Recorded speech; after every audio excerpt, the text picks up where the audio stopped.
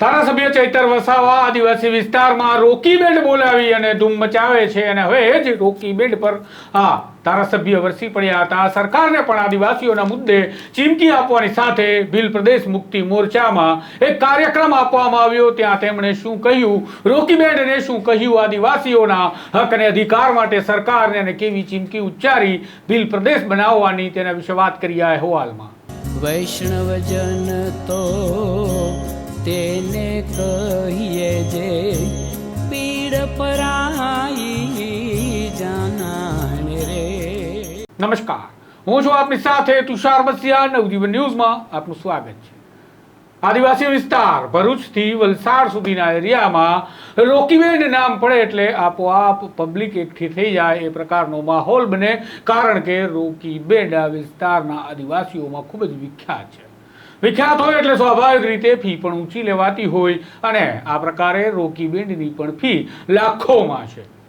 ધારાસભ્ય ચૈતર વસાવાએ આજે બિરસા મુંડાના જન્મ જયંતિના કાર્યક્રમમાં રોકી બેન્ડને બોલાવ્યું હતું. આજે એક વિશાળ કાર્યક્રમ યોજવામાં આવ્યો હતો અને આ કાર્યક્રમ જે યોજવામાં આવ્યો તેમાં ભીલ પ્રદેશની માંગણી સાથે સરકારને ચીમકી પણ આપવામાં આવી હતી કે ઘરે રાખેલા હથિયાર અમે કંઈ શોભા માટે નથી રાખ્યા, પરંતુ તેમણે રોકી બેન્ડ માટે એવું કહ્યું હતું કે ભાવ માપે લેજો, અન્યથા આ બંધ કરાવી દેશું તમારું બેન્ડ બાજા અમારા વિસ્તારમાં. સાંભળો ધારાસભ્ય ચૈતર વસાવા શું બોલ્યા.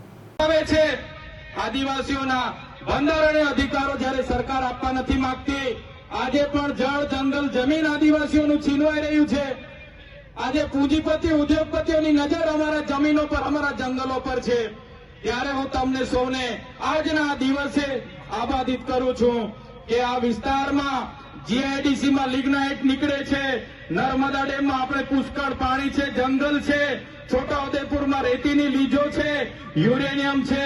અને જો સરકાર આપણો વિકાસ નહીં કરશે તો આવનારા દિવસોમાં તૈયાર થઈ જજો. આ સરકારો પરથી આપણે 29મું રાજ્ય અલગ બનાવીશું અને એની રાજધાની કેવડિયા બનાવીશું. મારા સમાજના યુવાધનને પણ કહેવા માંગુ છું, તમારી યુવા શક્તિ, તમારું જોમ, જુસ્સો, તમારું સાહસ તમારા કેરિયર બનાવવા માટે વાપરો. તમે ઉઠી બેઠા બાઇકો લઈને પ્રવાસમાં નીકળવાનું, પાર્ટીઓ કરવાની, જલસા કરવાની, નાચવાની, કૂદવાની, ચામધામની યાત્રા બંધ કરી દેજો. આ વડીલોને પણ હું આગ્રહ કરું છું, આવા રખડતા છોકરાઓને ઉભા કરી દો, એમને ભણાવો, ગણાવો, એમનું કેરિયર બનાવવામાં આપણે લગાડવું પડશે. જે લોકો આપણા આદિવાસી સર્ટી પરથી નોકરી પર લાગેલા છે, એ નોકરી કરનારા મારા સાથી મિત્રોને પણ હું બે હાથ જોડીને વિનંતી કરું છું. આદિવાસીના દાખલા પર આપણને નોકરી મળી છે, આપણને શિક્ષણ મળ્યું છે, ત્યારે આદિવાસીની અસ્મિતાનો સવાલ હોય, આદિવાસી સંસ્કૃતિ બચાવવાની વાત હોય, આદિવાસીની જળ જંગલ જમીન બચાવવાની વાત હોય, તમામ લોકોએ આવનારા દિવસોમાં એક મંચ પર આવવું પડશે અને તમને કંઈ થશે તે દિવસે આ ભીલ પ્રદેશ મુક્તિ મોરચો તમારી હાથે આવીને ઉભો રહેશે. હું ધારાસભ્ય બન્યો છું, સમાજના આદિવાસી દાખલા પરથી હું ધારાસભ્ય બન્યો છું. મારી ડેડિયાપાડાની બેઠક આદિવાસી રિઝર્વ બેઠક છે અને સમાજની દેનથી, સમાજના આશીર્વાદથી હું ધારાસભ્ય બન્યો છું.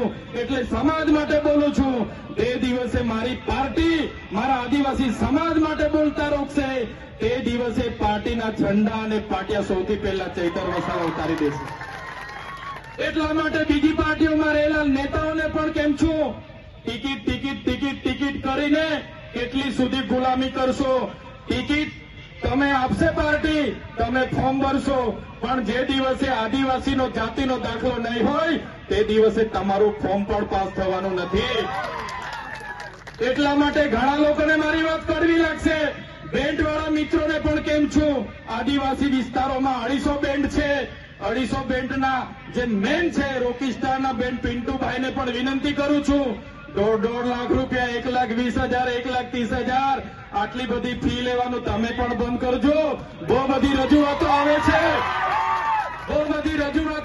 એટલે બેન્ડવાળા મિત્રોને પણ વિનંતી કરું છું, માપનું ડીજે રાખજો, માપનું સાઉન્ડ રાખજો, માપના કલાકાર રાખજો, પણ આપણા લોકોને પોસાય એ ભાવ રાખજો.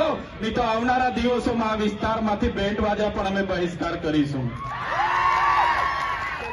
મારા યુવાન મિત્રો 11 વાગ્યાથી નાચવા પડો છો, પાંચ વાગ્યા સુધી નાચો છો, કૂદો છો. કુદરતની દેન છે આદિવાસીઓ પર. આખી રાત નાચશે પછી પણ થાકશે નહીં. પણ નાચવાની સાથે સાથે તમારું લક્ષ્ય શું છે, તમારો ધ્યેય શું છે, એ તમારે નક્કી કરવું પડશે. અને અહીંયા વડીલો માતા બહેનોને પણ વિનંતી કરું છું, તમારો છોકરો આઈફોન લઈ માગે, KTM લઈ માગે, R1 લઈ માગે, જે પણ લઈ માગે, એને તમે પહેલા ભણાવો, ગણાવો, એને એની કારકિર્દી બનાવો, પછી એને તમે તમારી બાઇક લઈ આપવાની હોય, 4 વ્હીલ લઈ આપવાનું હોય તે કરજો. પણ આપણા બાળકોને શિક્ષિત કરવાની જવાબદારી આપણી બધાની છે. મિત્રો, આદિવાસીની પરંપરાઓ, આદિવાસીની સંસ્કૃતિ, આદિવાસીના રૂઢિ પ્રથા, આદિવાસીની પૂજા વિધિ, હમણાં મહારાજે કીધું, ભગવાન એટલે કોણ? ભ એટલે ભૂમિ, ગ એટલે ગગન, વા એટલે વાયુ ને ન એટલે નીર. ભગવાન, જેનાથી માનવીનું જીવન અશક્ય છે, જેના વગર આપણે જીવી નથી શકતા, એ ભગવાનની પૂજા કરતો આદિવાસી સમાજ આવ્યો છે. એ પ્રકૃતિની પૂજા કરતો આદિવાસી સમાજ આવ્યો છે. આદિવાસી સમાજ આજે પણ સૂર્ય, ચંદ્ર, ગગન, ભૂમિ, પહાડ, પેડ, નદી, નાળાને પૂજનારો છે. આપણો માટનીય દેવ, આપણી લીલીચારીનો દેવ, આપણો ગમાણ દેવ, વાઘ દેવ, હિમાલય દેવ, આજે આપણે બધા ભૂલતા ચાલ્યા છે. પણ જે દિવસે આ બધું આપણે ભૂલી જઈશું, તમે આદિવાસી છો એ સાબિત કરવા માટે તમને અઘરું પડી જવાનું છે. યાદ રાખજો. આજે આદિવાસીઓ માટે દાખલા માગે છે, સાબિતી માગે છે. ત્યારે મારા તમામ વડીલો, યુવાનો, માતા બહેનોને વિનંતી કરું છું, નવી સંસ્કૃતિ, નવા રીત રિવાજો, નવી વિધિઓ આવશે. પણ આપણી જન્મની વિધિ, છઠ્ઠીની વિધિ, આપણી મરણની વિધિ, આપણી લગ્નની વિધિ અલગ છે. એ કોઈએ ભૂલવાની નથી. તમને કડવી લાગશે, ચૈતરભાઈની વાત બધાને કડવી લાગશે, પણ તમને એ પણ ખુલાસો કરું, જ્યારે તમે દવા પીવ છો, બીમાર પડો ને દવા આપવામાં આવે, દવા કડવી લાગશે પણ એ તમારો ઈલાજ થાય છે. એ જ રીતના કહેવા માંગુ છું, આવનારા દિવસોમાં આદિવાસી તરીકે જો તમારા રીત રિવાજો, તમારી રૂઢિ પ્રથા, તમારી પૂજા વિધિ આપણી આજો આપણે બધા ભૂલી જઈશું, તે દિવસે આદિવાસી તરીકે આપણે મટી જઈશું અને ચોપડાઓમાં અને મ્યુઝિયમમાં આદિવાસીઓ રહેશે અને આપણા લોકો આદિવાસી તરીકે મીટી જશે. એટલા માટે આજે કેવડિયાની હાલત તમે જોઈ લો. આવનારા દિવસોમાં માલ સામોટની હાલત થવાની છે, પછી ડેમ મોગરાની હાલત થવાની છે. ત્યારે મારા તમામ વડીલો, તમામ માતા બહેનોને વિનંતી કરું છું, આજે આપણે ભીલ પ્રદેશ મુક્તિ મોરચા બનાવ્યું છે. આ માત્ર ડેડિયાપાડા કે વાલિયા ઝઘડિયા કે ભરૂચ માટે નથી. ભીલ પ્રદેશ મુક્તિ મોરચામાં તમામ યુવાનો, કર્મચારી, વડીલો, માતા બહેનો, ધર્મ સંપ્રદાયના ગુરુ હોય, તમામ કર્મચારીઓ આમાં આ બેનર હેઠળ આવનારા દિવસોમાં ગુજરાત, મહારાષ્ટ્ર, મધ્યપ્રદેશ અને રાજસ્થાનમાં આદિવાસીઓની સંવિધાનિક અધિકારની લડત ચાલુ થવાની છે. અને એના માટે બધાએ જનજાગૃતિ માટે આ મંચ પર આવવું પડશે. પાર્ટીઓ ભૂલીને, સંગઠન ભૂલીને, તમામ લોકોએ ધર્મ સંપ્રદાય બનીને ભૂલીને આ ભીલ પ્રદેશના મંચ પર આવવું પડશે. ત્યારે જ આવનારા ભવિષ્યમાં આપણે ભીલ પ્રદેશ રાજ્ય બનાવીને રહીશું. તો તમે સાંભળ્યું પ્રકારે ધારાસભ્ય ચૈતર વસાવાએ આજે બિરસા મુંડાના જન્મ જયંતિ નિમિત્તે યોજેલા આ પ્રસંગના કાર્યક્રમમાં પ્રવચન આપ્યું અને પ્રવચનમાં આદિવાસી લોકોને સૂચના આપવાની સાથે સલાહ આપી કે બાળકોને ભણાવજો, કારણ કે શિક્ષણ મહત્વનું છે. તમારા બાળકોને બાઇક કે મોબાઈલ ફોન લેવાના શોખ હોય તો લઈ આપજો, પરંતુ પહેલાં એમને શિક્ષણ આપજો, બાદમાં બીજું બધું.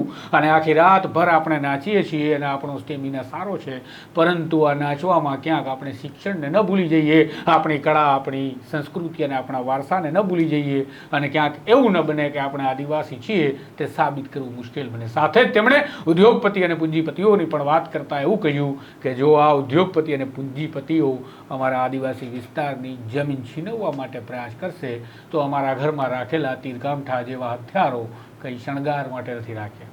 ત્યારે સાથે રોકીબેનને પણ ચીમકી આપી દીધી કે રોકીબેનના પિન્ટુભાઈ અહીંયા છે, તેમને પણ કહું છું કે આપણા સમાજના લોકો પાસેથી ફી ઓછી વસૂલજો, કારણ કે તમે લાખોમાં ફી લો છો, અન્યથા તમારી આ બેન્ડ બાજાને અમારા વિસ્તારમાં અમે બંધ કરાવીશું. આ પહેલા માધ્યમો માટે પણ તેઓ ભૂતકાળમાં એક ચીમકી ઉચ્ચારી ચૂક્યા, જ્યાં તેમણે કહ્યું હતું કે તમારા માધ્યમોને પણ અમારા વિસ્તારમાં અમે બંધ કરાવી દઈશું, તમારા સમાચાર પત્રો અમારા સુધી નહીં પહોંચવા દઈએ. આમ ધારાસભ્ય ચૈત્ર વસાવા પોતાના નિવેદનને લઈ અવારનવાર ચર્ચામાં રહે છે, ત્યારે હવે રોકી બેન્ડના કારણે અને આ સરકારને આ ભેલ પ્રદેશની જે ચીમકી ઉચ્ચારી તેના કારણે ફરી ચર્ચામાં આવ્યા છે. આ પ્રકારના અહેવાલો સાથે જલ્દી ફરી મળીશું, માટે આ ચેનલને સબસ્ક્રાઇબ કરવાનું ભૂલશો નહીં. નમસ્કાર. વૈષ્ણવજન તો તેને કહીએ જે પીડ પરા